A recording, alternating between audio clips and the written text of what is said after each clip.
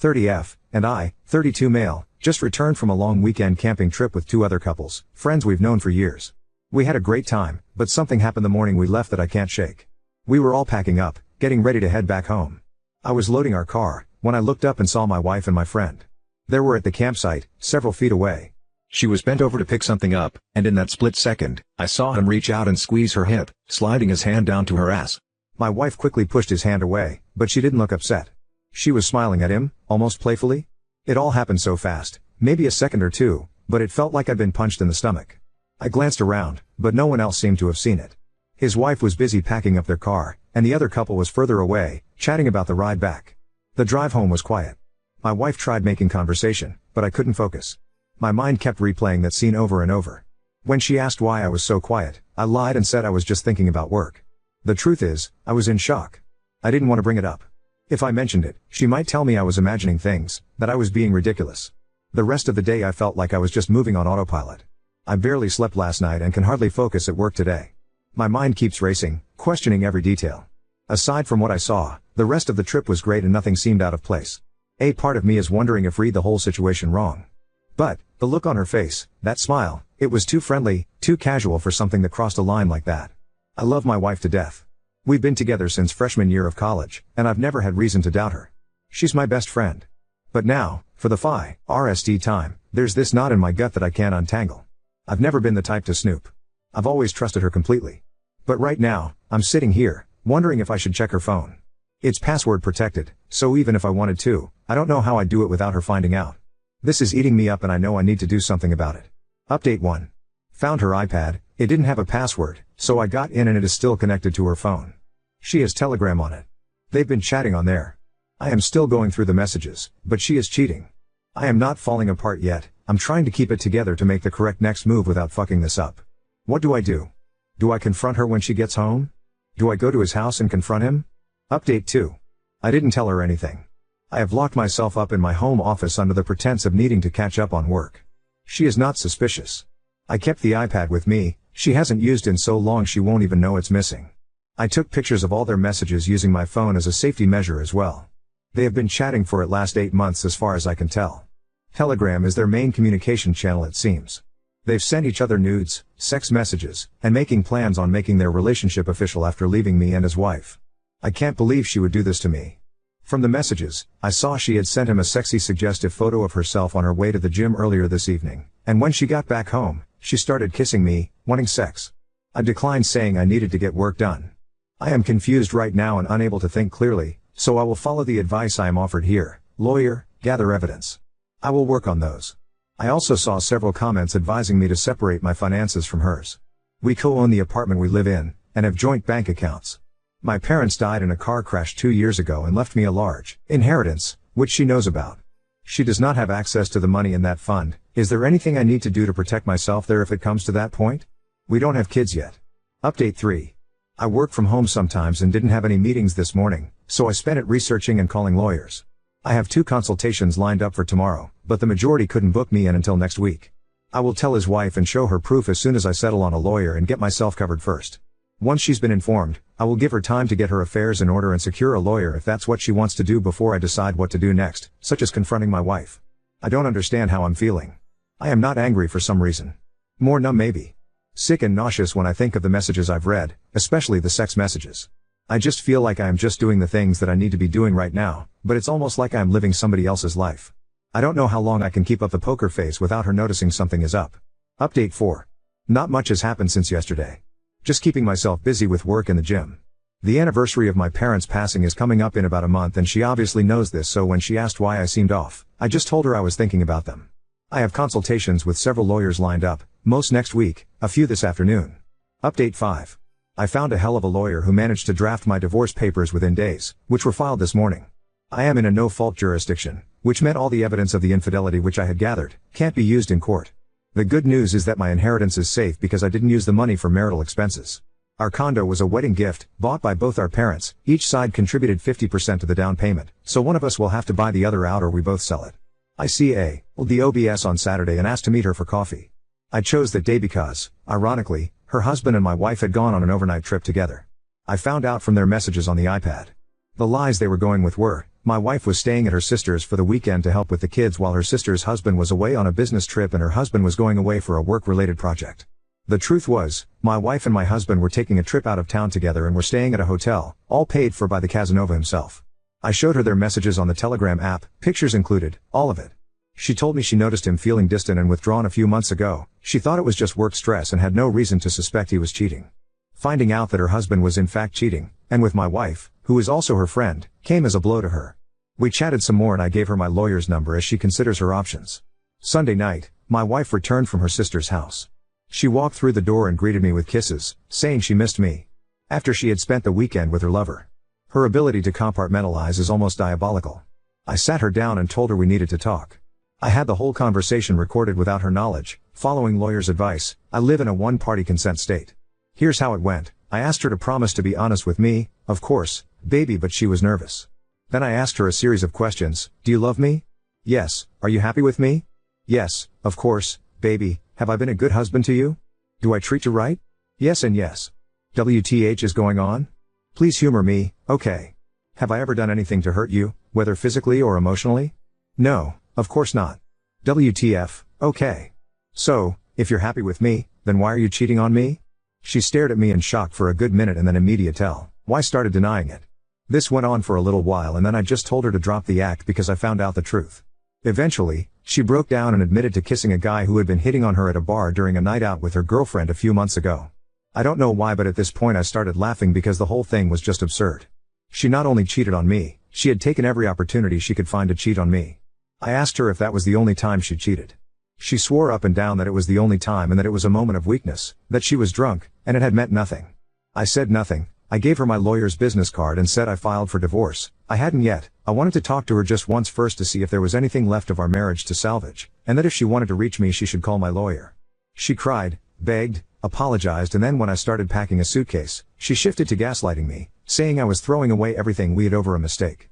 And the worst part of what she said was I had no one else in the world. Why would I leave the only family I had left? This stung because I told her she was my only remaining family after my parents died and there was no one else I could depend on. Only for her to throw those very words back in my face. I left that night to a hotel where I am staying until I find a new apartment. Yesterday, I officially filed for divorce. Edit. My responses to some of the comments. I didn't tell her that I knew about the affair after she said she kissed some random guy at the bar. She ended up finding out from her. The OBS confronted him and called her up as well and gave her shit. The OBS was really upset when I told her and couldn't keep it in. I don't blame her. He really did her dirty. Her mom is sick and she has been going out of town a lot to be with her, and instead of supporting her, he had been using that time to get with my wife. I didn't because I was blindsided by her telling me she kissed a random guy at a bar.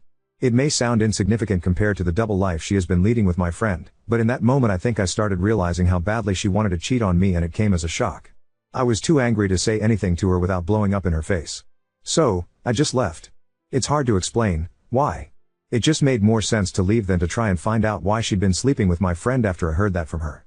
When I left the house she kept calling me that night and leaving me messages. When the OBS called her the next day and also confronted her husband, she stopped trying to reach me. It's been crickets from her since. And him too. I put 2 and 2 together because around the time OBS messaged to tell me she confronted him and called her, I stopped getting calls from my wife. Update 6. My wife was served the divorce papers last week. I am still at the hotel and close to finding a new apartment. Last week when I left I forgot to take iPad with me. I picked it up when I went back a couple days later to grab clothes and other stuff. Apparently, my wife had a fallout with her friend who was with her at the bar, accusing her of being the one who told me about her kiss that hot guy. Her friend is no longer speaking with her, it seems. After everything went down, his wife threw him out, and he's been staying at his sister's place. She and I have been talking. She found a lawyer and is filing for divorce. She has informed our few common friends about what's been going on and they've all cut off contact with them. Also, the asshole came by my place and spent the night with my wife twice last week. She has also been messaging her sister, who, it turns out, knew about the affair. My wife found a lawyer apparently and was complaining to her sister that her lawyer explained the asset division and confirmed she has no claim on my inheritance and that she thought that was unfair. Now, here's the gut punch. All those conversations about finding an apartment together and becoming official have significantly cooled since my wife's visit to her lawyer, which I found odd. A few days ago I got a message from her asking if we could put a pause on the divorce proceedings. She said she loves me, thinks we're being crazy about this, and that everyone deserves a second chance. She even hit me with "I can't live without you" BS. If I didn't have the iPad, I might have thought she was genuinely remorseful. But knowing what she's been up to all week, I knew this only came after she realized she won't be entitled to a cent of my inheritance. Honestly, that fucking hurt. I am following my lawyer's advice, who told me not to respond. The more I think about it, the more disgusted I am by her, my friend and her sister. The fact that her change of heart seems to stem entirely from her discovery that she won't touch my inheritance is beyond disturbing. I always intended to use that money for a trust fund if we had kids, something I told her countless times. I didn't touch it because it reminded me of the trauma of losing my parents. The level of disrespect she has shown not only me, but also now my parents, who loved her and treated her like a daughter. I'm just glad they're not here to see this. I met up with his wife over the weekend. She's my friend too, and she's been going through a rough time, especially with her mom's health issues on top of this whole mess. I told her about the messages. Long story short, she had been reconsidering the divorce after her husband tried to reconcile with her. But once I showed her the messages about my inheritance and pointed out how their messages have cooled, she saw things differently. She also shared something that struck me. Apparently, a few months after my parents passed, her husband had made a comment about how I was a lucky son of a bitch for inheriting their money. She confronted him then, shocked he would call me lucky after losing them, and he backtracked, claiming he didn't mean it that way. At the time, she brushed it off, but now she is second-guessing his motives. It seems far-fetched, but it's starting to sound like she thought she would get her some after divorcing me and start a new life with him. Either way, their behavior is despicable. I have been trying to look after myself. I started therapy, I've been going to the gym almost obsessively, and trying to stay away from alcohol. I am trying so hard to put on a strong exterior. Some of my friends have said it's a little scary how cold I've been, but it's the only way I can go about my day-to-day without losing my mind. The nights are very rough, I struggle with sleep, I sometimes drink to help me through it, I'm not proud, and sometimes, I cry myself to sleep. Now on to second story. Recorded my ex-girlfriend's request to open our relationship and shared it with her parents after they criticized our breakup. I, 26 male, broke up with my girlfriend of 4 years Mary, F27, about a month ago, because she asked me to open our relationship. It is /was/ and always will be a major line in the sand for me, something that I have opened up to her about in the past. We've had a great relationship and the only thing that stands out, and the only reason it stands out now is because of this situation, is she progressively started making a lot more sexual jokes about some of our shared friends over the last few months. Some involved her being with them and others were three-way jokes etc. I won't lie, I played along a little but I consistently made some joking response along the lines of you're more than enough for me and or I don't like sharing. Never took any of it seriously, because, why would I? Until she asked and I found out/realized that she was probably trying to gauge my response and see how open I was. Mary asked when we were getting ready for bed about a month ago kinda bluntly. I was scrolling on my phone and she was getting changed and goes, if I asked you to open the relationship, would you?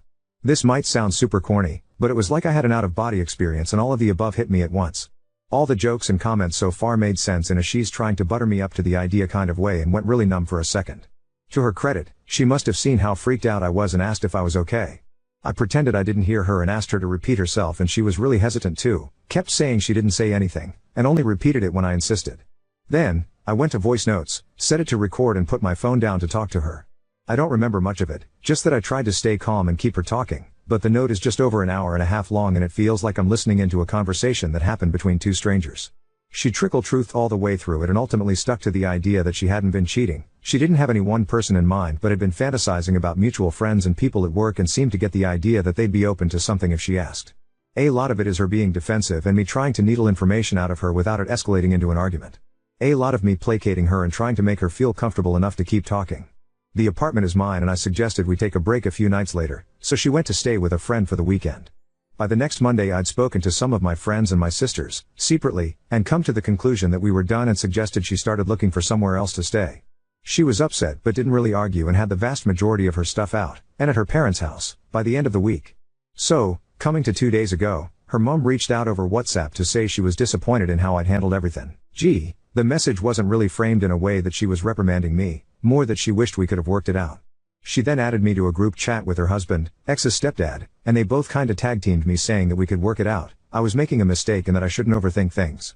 I eventually got it out of them that my ex had fed them a very vague story that we had broken up because she'd wanted to take the next step in our relationship and that I'd freaked out, we'd argued and she'd been effectively kicked out. Her stepdad was leaning on the fact that he thought I was more mature than this, and her mom just kept repeating how disappointing this whole situation was. So, I was pissed. In the heat of the moment, I told them I had the recording of our conversation that I could send that would explain what she actually meant about taking the next step. I initially tried to email it to them, but it was being a ball ache so I eventually shared it via Drive. In the meantime, I took a few screenshots of my ex and I's messages, ones where she had made jokes and comments about sex with our friends and a lady from her office, and sent them along to that shared chat group. I haven't heard back since. Again, it's been 2 days, and I don't feel as vindicated anymore. A good few of my ex's comments were about other women, and I'm freaking out because I don't know how, if at all, open she's been about her sexuality with them. I also think I shouldn't have engaged at all and I shouldn't have felt the need to prove my innocence to either of them. Ida? I've checked in with friends, and over social media, and it doesn't look like there has been any fallout. Also, my ex blocked me a week ago, before I spoke to her parents, so I can't really contact her without going in person. And, at this point, is it too late to even give her a heads up or check in? To address a few points I have seen in multiple comment. We don't live in the US and we have no laws on recording private conversations on the books. I am not proud of doing it, but it wasn't illegal. Mary and I had several mature, calm conversations about what we both wanted out of this relationship. Mary wasn't sure if she wanted to stay and kind of admitted to self-sabotaging by asking about opening the relationship. Mary and I have been friends since we were 11. Her mom was my coach when I swam competitively and our friend group and families are very close and intermingled, so she was wary about what would happen if we went on a break or fully broke up. I was not trying to punish her for being open to polyamory. Mary and I are both bi and, when I was in my last year of high school I was involved in an inappropriate relationship with a teaching assistant. He was arrested and registered as a sex offender, but during the time we were involved, he convinced me to be with other people as well. He effectively pimped me out for a year and physically assaulted me when I eventually said no and tried to cut him off. Mary knew all of the above, as she helped me through it at the time, and I was very clear that I can't do something like that again. I know that what I went through wasn't an actual open relationship, but it was very much framed as one and that has stuck with me. I would never put down other people for doing it, but I made this all very clear to Mary and the other serious relationship I was in before her. I've carried a lot of issues from then into future relationships, and I am in therapy and have worked with Mary to not punish her for what other people have done to me, but for as great and supportive Mary was, she did have an issue with trying to gaslight me. She would say one thing and then, typically during an argument, would vehemently argue otherwise and genuinely make me question myself. It took her coming to therapy with me, and me sometimes showing her texts, for her to realize this was a problem and we had been working on it, together. Me recording her was still not right, but it wasn't an attempt to gather something incriminating, it was just a response. It was a poor response that I shouldn't have done, but it wasn't malicious nor did I intend to send it to anyone at the time. Also, since making this post and reading your replies, I have gone back to her parents to apologize. I did initially try and tell them that she wasn't being honest and that I wanted to keep things private, but they kept going on about me being immature and that this was disappointing. I'll be honest, I got a bit angry again rereading some of their messages, but it really didn't warrant me outing Mary the way I did. Update 1. I'm not sorry for recording her. I understand that people don't like the idea of being recorded by an intimate partner, especially when having an intimate conversation, and you, naturally, support Mary on that front out of solidarity, but all I can say is, you do not know what Mary is like or what our relationship was like either. A little before she came to therapy with me, and the incident that pushed me to try and get her to come with me, Mary texted me to pick her up a Smarties McFlurry on the way home from work. When I brought it home and gave it to her, she told me she asked for a dairy milk one they don't even do here anymore, and rolled her eyes at me not listening to her again. Trying to show her what she had sent led to a 15-minute shouting match which resulted in her throwing her ice cream at the wall and shattering my phone screen. That's one incident of many. She once told me I was flirting for holding the door open for a group because there were girls you were clearly trying to impress with them, and went on such a long tirade about my male chivalry was just a selfish way to gain attention from women beyond her. I am not apologizing anymore for recording her. I wouldn't have had such a visceral need to defend myself if I wasn't with someone who kept hurting me. I made that recording because I knew she would lie, and she did. But I thought she would lie to me, not to other people, and I wanted it strictly so I had her words, they're on my phone, should she start claiming she said anything else. At the end of the day though, we didn't end up having any of that and we parted maturely. I understand that a lot of you won't believe that was my intention, and I'll just have to live with that. Beyond all that, I am still sorry for sending it to her parents as a way to get back at her. Her parents have always been very pro-LGBTQ+, so although it wasn't right to out her, I was massively overthinking them harming her or kicking her out. At most, exposing her interest in polyamory would have embarrassed her, but nothing I shared would have put her in any danger. That being said, I saw red during that exchange and saw this as a way to finally show people I wasn't misremembering things. It was spiteful and vindictive, and I can see so many different ways I could have dealt with the situation more calmly, but I was angry and I didn't do any of them. And for that I am still sorry. Like I said in the edit to my previous post, I apologize to her parents. I apologized for getting angry, cussing them out, and for sharing private information about their daughter to them. I fully acknowledged that I was being spiteful and that it was a harsh escalation of a response. Ann and Paul, what I'll call them for this post, accepted it at face value, but asked if I could come over for lunch this afternoon so we could have an actual conversation. It was nice, but really awkward too. Mary wasn't there. I apologized again and Paul and Ann said they were sorry for interfering and not giving me a chance to tell my side. We both agreed we'd acted inappropriately and that, going forward, we wouldn't involve ourselves in this topic. Left things on relatively better terms, but I'm not going to talk to them for a while. Above everything, they are Mary's parents, and they will always be in her corner, as parents should be, so keeping my distance is in everyone's best interests. As for Mary, she unblocked me late last night and let loose a tirade of angry messages. They mostly, of course, consisted of how creepy and disgusting I was for recording her. Again, I recorded her because I knew she'd lie and all she did was prove my point, to which, despite still cussing me out, she had no real response for.